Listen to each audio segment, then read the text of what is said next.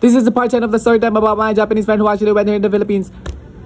I met him on Hello Talk, by the way. Yeah. Before kami pala bumalik sa hotel, nag-dinner muna kami. Tapos sabi ko, nakita niya yung marugame.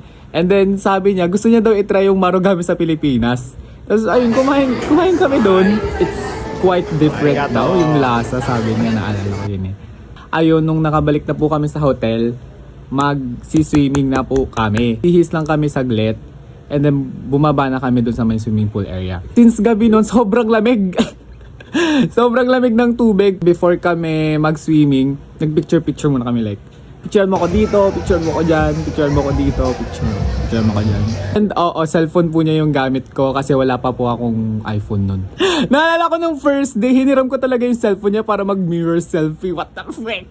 Naalala ko yung word na fureuteru. Kasi ayun yung sinasabi namin habang nagsiswimming kami kasi nga sobrang lamig. Fureuteru means shivering. Actually, dala-dala niya yung camera niya nun.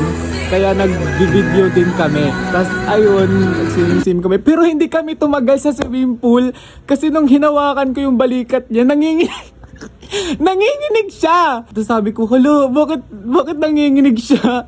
Pero kasi malamig naman talaga. Pero nanginginig siya. Fureuteru nga. Hindi ko alam kung tumagal ba kami ng 1 hour dun sa swimming pool.